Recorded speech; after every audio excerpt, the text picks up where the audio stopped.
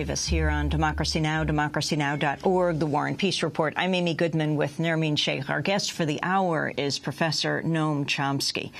In 2007, Noam, Democracy Now! Interviewed General Wesley Clark, the retired four-star general who was the supreme Allied commander of NATO during the Kosovo War.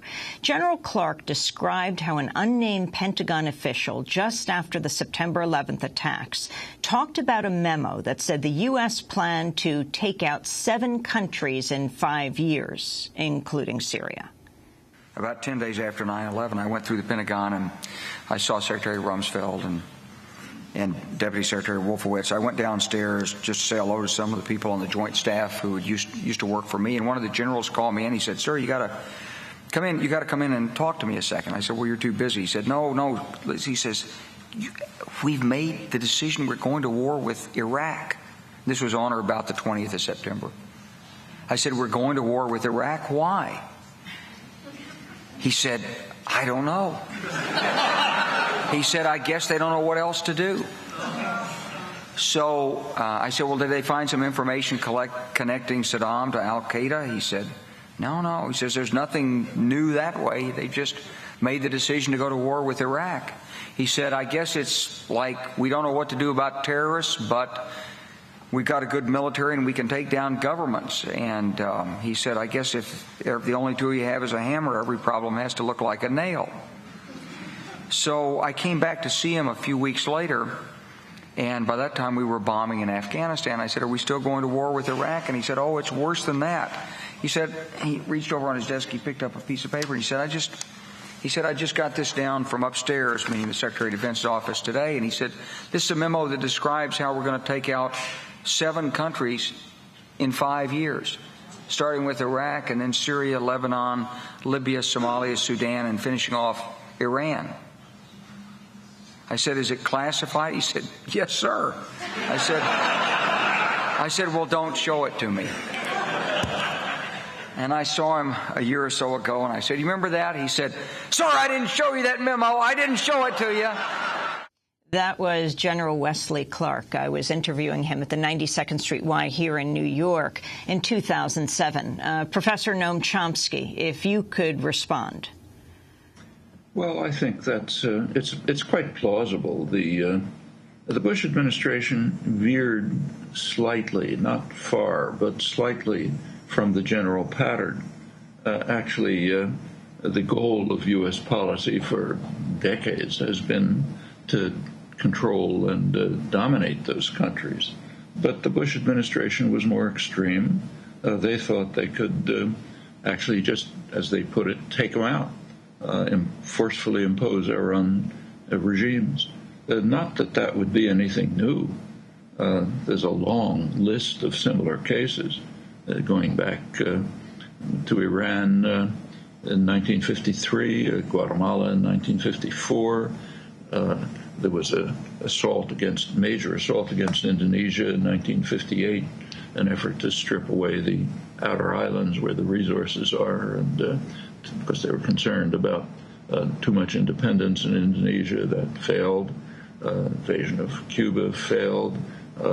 The murder of Lumumba, in which the U.S. was involved in the Congo, destroyed Africa's major hope for development. Congo is now a total horror story. For years, the U.S. supported the Mobutu dictatorship. Now it's maybe the worst place in the world, and on right through case after case. This is standard U.S. policy. The Bush administration went beyond. They were more extreme in their goals and their actions, and they had to pull back because that was just beyond U.S. capacity. The Iraq War was a very serious defeat for the United States. Unlike the Vietnam War, in the case of Indochina, it's called a defeat, but that only means that the U.S. did not achieve its maximal objectives. It did achieve its major objectives, as McGeorge Bundy well understood. It had prevented Vietnam from moving on a path of independent development, which might have had this contagious effect that Kissinger was concerned with, as it was put at the time, one rotten apple may spoil the barrel, meaning just what Arthur Schlesinger and others said. If you allow independent of taking matters into your own hand in one place, then it works. Others will try to emulate it. System will erode. Standard principle for systems of power. The godfather of the mafia understands it perfectly well. In the mafia system, if some small storekeeper decides not to pay protection money, the money may not mean anything to the godfather, but he's not going to let him get away with it. And in fact, he's not just going to go in and send his goons to get the money. He's also going to beat him to a pulp, because others have to understand that disobedience is not tolerated. In international affairs, that's called credibility. The bombing of Kosovo, Wesley Clark's bombing of Kosovo, was the same. After there were pretexts, but they collapsed. And the final one, as Tony Blair and George Bush said, was we have to maintain the credibility of NATO. NATO had issued edicts, and we must ensure that they're obeyed. And NATO, of course, does not mean Norway. It means the United States. No, if I could interrupt for a minute to ask you about your reflections on this anniversary of the September 11th, 2001 attacks here in the United States. Your reflections on this anniversary and also how it relates to Syria and the Middle East and what needs to be done now.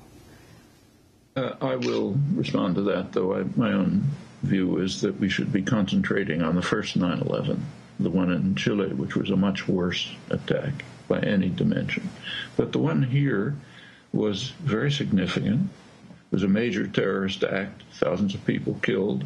It's the first time since the War of 1812 that U.S. territory had been attacked. The United States has had remarkable security, and this, therefore, was aside from the horrible atrocity, a very significant historical event. And it changed attitudes and policies in the United States quite considerably. In reaction to this, the government was able to ram through laws, Patriot Act, others that sharply constrained civil liberties. It was able to provide pretexts for invasion of Afghanistan, invasion of Iraq, destruction of Iraq, consequences of spread through the region, and it provides it's the basis for Obama's massive terrorist war. The drone war is the most extreme terrorist campaign that's underway now, maybe most extreme in history. And the justification for it is the same, the second 9/11, 2001. So yes, it's had enormous effects on the society, on attitudes, on policies. Many victims throughout the world can testify to that. How do you see the situation in Syria being resolved? And now can you tie it into the larger Middle East crisis? Talk about Israel-Palestine. Talk about the U.S. relationship with Iran and relationship with Saudi Arabia. Well, Syria right now is plunging into suicide. If the negotiations options that Lakhdar Brahimi and Russia and others have been pressing, if that doesn't work, Syria is moving towards a kind of very bloody partition. It's likely that the Kurdish areas, which already are semi-independent, will move towards further independence, probably link up with Iraqi Kurdistan adjacent to them, maybe make some arrangements with Turkey. Those are already in process. And the rest of Syria, what remains, will be divided between a bloody, murderous Assad regime and a collection of rebel groups of varying kinds, ranging from secular democratic to murderous, brutal terrorists. That looks like the outcome for Syria. There is another part of Syria which is not talked about. It's occupied by Israel and annexed by Israel. It's the Golan Heights, annexed in violation of explicit Security Council orders not to annex it. Their credibility doesn't matter because Israel's an ally. So that's another part of Syria. That brings us to Israel-Palestine. Just a couple of days ago, Secretary of State Kerry, appealed to the European Union to continue to support illegal, criminal Israeli settlement projects in the West Bank. Wasn't put in those words. But the way it is put is that Europe had taken the quite appropriate step of trying to draw back from support for Israeli operations in the illegal settlements. Incidentally, that the settlements are illegal is not even in question. That's been determined by the highest authorities, the Security Council of the United Nations, the International Court of Justice. In fact, up until the Reagan administration, the U.S. also called them illegal. Reagan changed that to an obstacle to peace, and Obama has weakened it still further to not helpful to peace. But the U.S. is virtually alone in this. The rest of the world accepts the judgment of the Security Council of the International Court of Justice that the settlements are illegal, not just the expansion of the settlements, but the settlements themselves. And Europe had pulled back from support for the settlements, and Kerry called on Europe not to do that because the pretext was that this would interfere with the so-called peace negotiations that he's set up, which are a total farce. I mean, the peace negotiations are carried out under preconditions, U.S.-imposed preconditions, which virtually guarantee failure. There are two basic preconditions. We have 15 seconds. Pardon? We have 15 seconds. Oh, okay. One precondition is that the U.S. run them. The U.S. is a participant, not neutral.